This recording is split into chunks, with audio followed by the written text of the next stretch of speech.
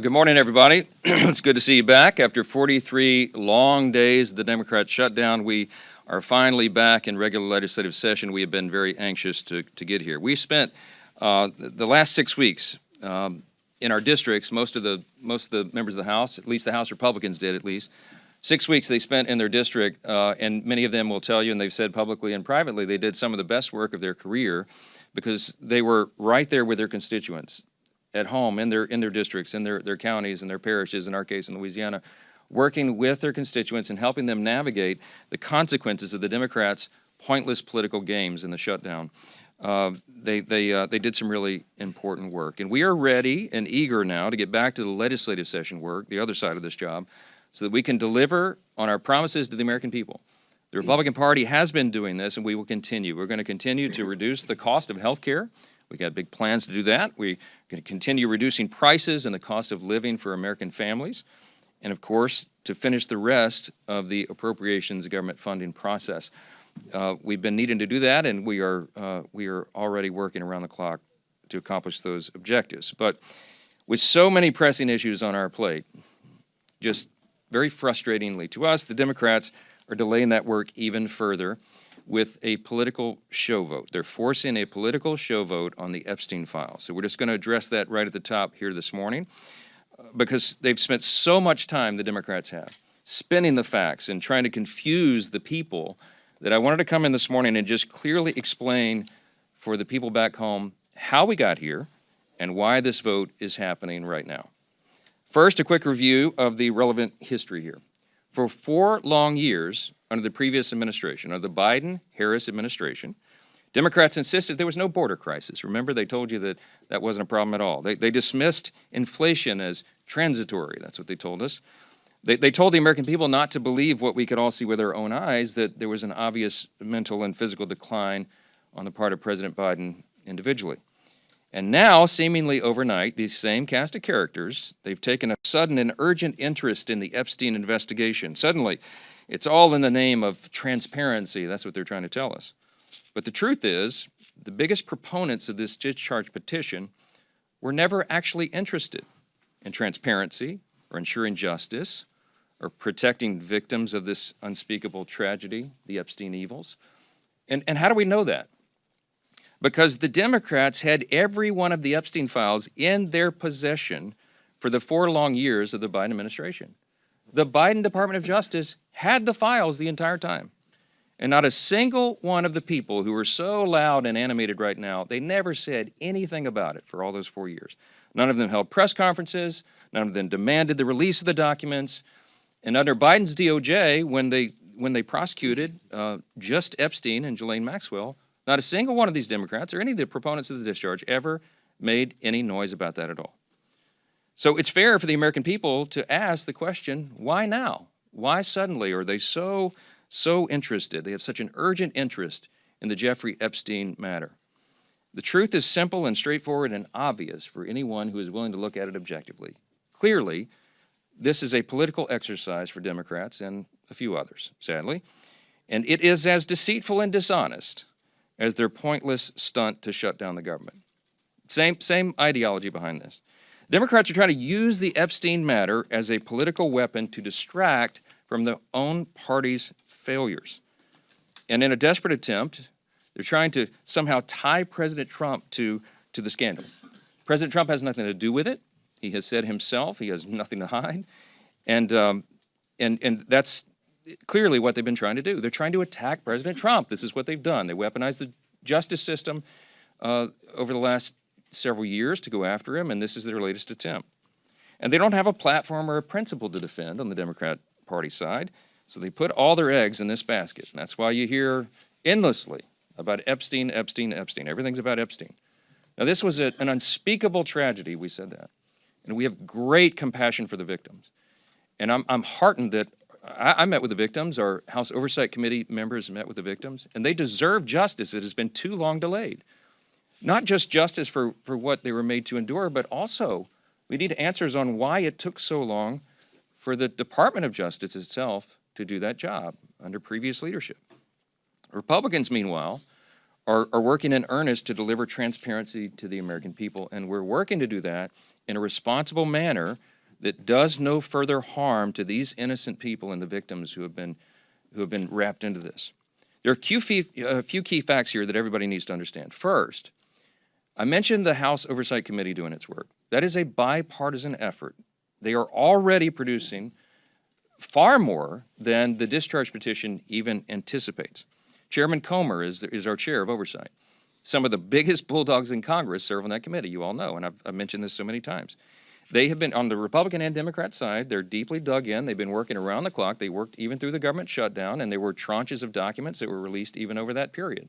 So far, by last count, it's over 65,000 documents, Epstein file documents, that are now out in the public for everyone to review. That includes tens of thousands of pages from the Epstein estate.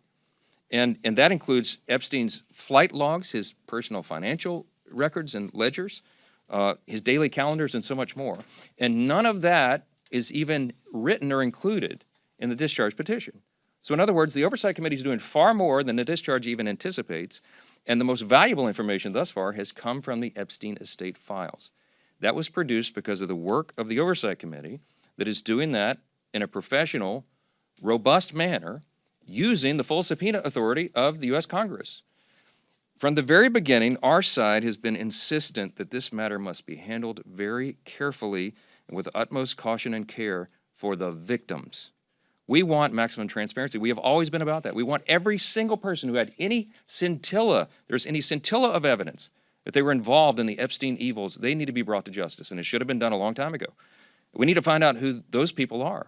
But in the meantime, you have to remember there are real people's, innocent people's lives at stake here, and young victims who don't want to be dragged into this political game because it could hurt further what they've already endured. They would be made to suffer more harm if Congress is not careful in what we're doing. And unlike our very important work that's underway in the House Oversight Committee, the Democrat-led discharge petition would carelessly dump thousands of documents without proper protections for the innocent. I brought a chart in here this morning. I want to illustrate for you what we are concerned with. Now, I was a federal court litigator. The members of our House Judiciary Committee, Republicans in particular, have many of these concerns. You have Chairman Jim Jordan and attorneys like Chip Roy, who's running for Attorney General of Texas now. You have Brad Knott, who's a former federal prosecutor, many members on the committee. Andy Biggs is running for governor of Arizona. They're lawyers, and they understand that the way the discharge petition was drafted is haphazard and dangerous. This is why we have been opposed to this point, okay? And I could be here for a long time going through all the details of it, but the big concern we've all had all along is that the House bill, if it's passed in its current form and it was signed into law, it is dangerously flawed. And our problem and our frustration is there's no way for us in the House to amend it or correct these problems because the authors of the discharge will not allow it. And that's one of our great frustrations. Let me just very quickly, we have a legal document that the lawyers, we have all drafted to explain all this, but let me give you five quick, maybe the top 5 concerns about it, and there are more. But as drafted, the discharge petition, it fails to fully protect victim privacy. I'm going to read you an excerpt out of our legal document we put together to explain all this. Congress should give the Attorney General broader authority to redact all the victim information. The discharge doesn't do that. This would prevent the release of information that could be used to unmask victims who have chosen to remain anonymous. Now, you have some very brave women who have come forward and put their names and faces out there and done press conferences and explained that justice is overdue, and our hearts go out to them, and they are heroes. But you have as many as 1,000 women, by some of the accounts, who may be caught up in this. And the vast majority of them have not come forward, probably for obvious reasons. They don't want to be unmasked. But the discharge petition doesn't have adequate protections. It risks re-victimizing those who were trafficked and exploited. And the courts have recognized this concern, by the way. I'll read you a quick excerpt. On August 20th of this year, Judge Richard Berman of the Southern District of New York issued an order denying the DOJ's request to release Epstein grand jury materials, noting, quote, names and identifying information of victims appear in the subject materials, unquote. Judge Berman then quoted a letter related to the victims' concerns, which stated the following, quote, transparency cannot come at the expense of the very people whom the justice system is sworn to protect, unquote. And importantly, the judge quoted a letter from one of the victims. In the proceedings, she is named as Jane Doe 2. She said this is one of the victims, quote, "I beg the court to make sure it is of the utmost priority that in any sort of release, all and every detail that could possibly reveal our identities be redacted. The victims of Epstein's evils deserve that protection, and the discharge does not currently provide it." Okay? Number two, the discharge petition could create new victims, okay? Because it requires the DOJ to release information even in cases where the DOJ or the FBI has already reviewed it and determined it is not credible, it is false information. Doing this and requiring this to come out could ruin the reputations of completely innocent people, such as those who have may just have known Epstein but knew nothing of his crimes, or whose names he exploited. Think of this, innocent people whose names he exploited and used to try to get close to his intended victims. Their names may be in these files, and they had nothing to do with this. And so by just haphazardly releasing it, you're going to destroy their reputations. Releasing information containing the names of innocent people would subject those innocent people to a guilt by association. It would create an entirely new group of victims who have no means to clear their names. That's a concern of Congress, and it should be. It should be. Number three, the discharge in its current form fails to prohibit the release of child sexual abuse materials. That is a term of art. It's called CSAM, okay? It's defined in the U.S. Code. The discharge is so haphazardly written because, remember, it's just a political exercise for these guys. They don't seem to care about this, but they cited the wrong section of the U.S. Code. So when they say that we don't want child pornography to come out, child sexual abuse materials, of course, we don't want that released. They wrote this thing so quickly that they cited the wrong section. So you know what that means? It means that it doesn't really bestow any real legal authority on the Attorney General to redact those materials. And that would compel the DOJ to release that stuff into the public. Every single person in this room knows that's wrong, and you should stand against it. But that's what the discharge says. Number four, it jeopardizes the future federal investigations of the United States. Why? Because the discharge only allows the Attorney General to redact limited portions of records that could publicly identify individuals who were promised confidentiality.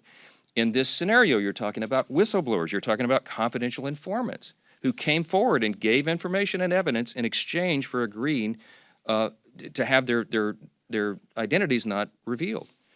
Violating confidentiality, imagine the chilling effect that would have on future investigations. Who's going to want to come forward if they think Congress can take a political exercise and reveal their identities? Who's going to come talk to prosecutors? It's very dangerous. It would deter future whistleblowers and informants. And the release of that could also publicly reveal the identity, by the way, of undercover law enforcement officers who are working in future operations. Dangerous stuff, and they seem not to care. And by the way, I'm going to remind you again, we went to the authors. We asked the authors of the discharge to change this, and they said jump in the Potomac, all right? Number five, national security concerns, okay? The discharge requires the Attorney General to release within 30 days, quote, classified information to the maximum extent possible. This ignores the principle that declassification should always rest, and always has rested, with the agency that originated the intelligence. Why? So that they can protect their critical sources and methods. It is incredibly dangerous to demand that officials or employees of the DOJ declassify materials that originated in other agencies, in intelligence agencies. I could go on. I won't be here all morning, but there's a lot of problems. There's also a lot of legal scholars, and I'm among them, who are concerned that that you've got problems with grand jury secrecy. We know Rule 6E of the Federal Rules of Criminal Procedure prohibits the release of grand jury materials, but the way the discharge is drafted, you can make an argument that it requires all that to come out, and that is a serious problem. Grand juries are not adversarial, okay? There's no opportunity there for cross-examination. You can't disprove evidence. You can't challenge the evidence in any way. And if Congress goes in and breaks that seal and just starts releasing sensitive grand jury materials and allegations like that, it raises a risk that the grand jury process will be politicized in the future. And that's a whole other danger that we could talk about all day. I'm gonna wrap this up and just say that Republicans support maximum transparency. We always have. The President of the United States supports maximum transparency. You've heard him say it in his own words. But he has had the same concerns that I've just articulated here And we've talked about that. All of us have had these concerns, and we understand that we have a responsibility to innocent people and victims that is not properly guarded by the discharge petition. And that's why we're so incensed about that. We've got to make sure that we disclose the names of anybody who aided or conspired in any way with Jeffrey Epstein. But at the same time, you've got to make sure that innocent people are protected. So we have to do this in a way that doesn't violate victim privacy, that doesn't create new victims, that doesn't disclose the names of any whistleblower or informant, that causes the release of grand jury materials or child sexual abuse materials, or undermines our national security. And I think everybody of good conscience and common sense would say, of course you have to do that. But here we are.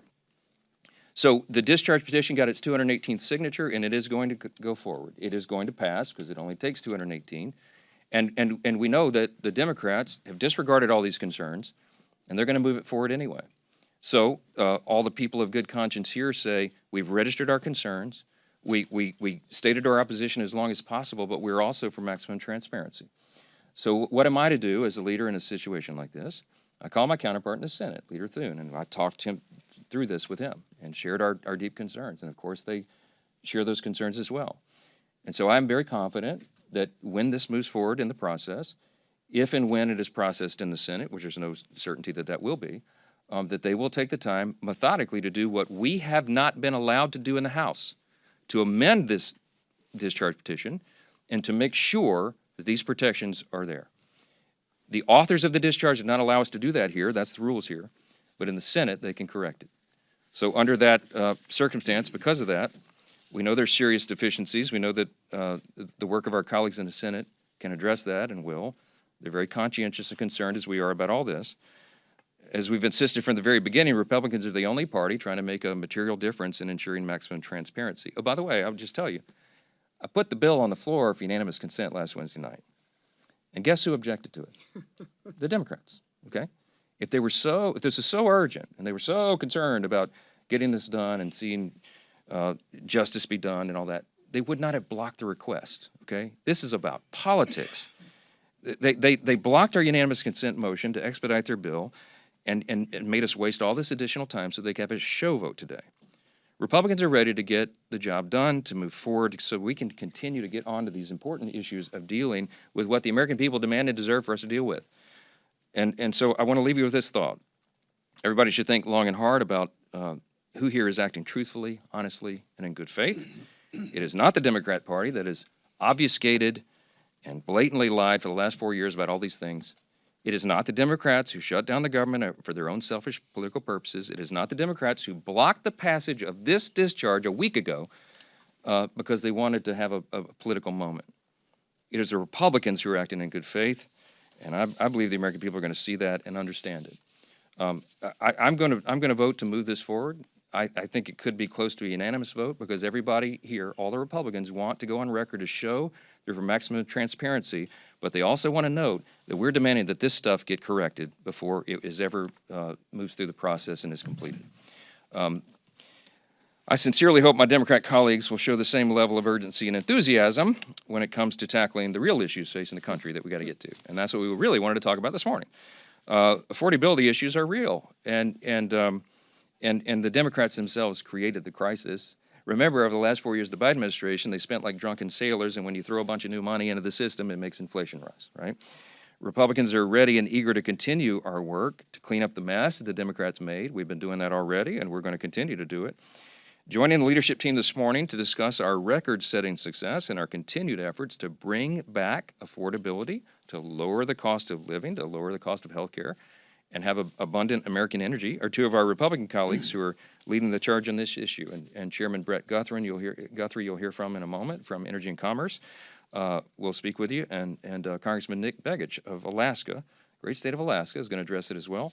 But I'll first turn it over to our chair of our conference, Lisa McClain. Thank you. Well, good morning, everybody, and welcome back. So let me start with this. House Republicans will not allow Democrats to distract us. And we will not allow any more obstructions to stop us from doing the work of the American people. Because the American people sent us here to do a job, and that's what we intend to do. The Democrats shut down never stopped us. The countless witch hunts against President Trump never stopped us either.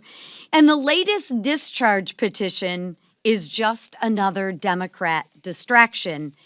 And I can assure you that won't stop us either, because the American people actually expect us to do our jobs and not to distract and obstruct. For more than 40 days, Democrats inflicted needless pain on hardworking Americans. And I ask you this, for what? For what did all of these Americans suffer pain? They did it to use the American people's pain as political leverage. And let that sink in for a second. And don't take my word for it, take Catherine Clark's word for that. They used the leverage for $1.5 trillion of a wish list for that Americans' families just simply can't afford. But Democrats, they didn't get a single one of their demands, because House Republicans actually stayed united. And now we're taking that momentum into the fight that matters most to the American people. This week, House Republicans will pass consequential bills to make energy costs more affordable. Bills that will lower energy costs for hardworking families, bills that will build on the work that we've achieved to unleash American energy that we passed in the Working Families Tax Cuts, bills that increase energy production, which you'll hear from Representative Begich and Chairman Guthrie, that cut red tape and drive down prices for every single American. And contrast that to what will the Democrats do? They will almost certainly vote no. But ask yourself why. Why? It's because their radical left won't let them vote yes. So again, Republicans want to bring down energy costs. That's why we will vote yes on the bill. Democrats have a lot of talking points, but their actions will say no. We don't want to bring down energy costs for Americans, and they will vote no, right? So at some point, y'all need to ask the Democrats, when will your actions match your words? Because they don't. The contrast is crystal clear. Republicans will always fight to make energy more affordable for the American people. Now, the Democrats, they'll talk about it, but when the rubber meets the road and they have to vote, watch how they vote. They will absolutely vote no. So while Democrats prioritize the wishes of their radical base, we will keep moving forward with our agenda that actually lowers costs for the American people, forward with solutions that makes America affordable again, and we will move forward with the momentum the American people entrusted us with. Because House Republicans aren't here to play politics, or we aren't here to obstruct or distract. We're here to deliver affordability and low cost. We're here to drive down energy costs, and we're here to make America more affordable again. And with that, I will bring up our chairman, Mr. Brett Guthrie. Thank you. Appreciate it. Good morning, everybody. Thanks for being here today. It's an interesting time. It's a challenging time, but an extremely interesting time in the American energy industry. If you look at the last generation, we've had a generation of flat generation. We've had a generation of flat demand.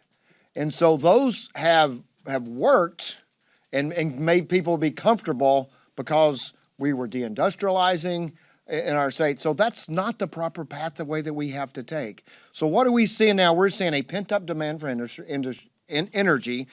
We're seeing it because of the growth in our industry, the reindustrialization that's coming because of President Trump, and also the growth of AI and data centers that are coming. And so what's important, we have to address this for the cost of the American people. If you think about it, if you have flat generation and increase in demand, what's going to happen? We have to expand access to American energy. We have it. It's in abundance. We can produce it, and we have to deliver it, and we have to make it where people can use it. It's also a geopolitical battle. AI is either going to be won by us, who's going to control the data that flows around the world, is going to be the values of America, is it going to be the values of China. It's a geopolitical battle that we're in. And we know what not to do because you can look at Europe. Europe and Germany, their energy prices are 3 times ours. Could you imagine competing in the world if you set your energy prices because of decisions your government made to be 3 times the power of ours? The people in the AI industry have no doubt that America can win this battle. They say we have the brain power. Americans have the brain power. We have the money. We have the capital to invest.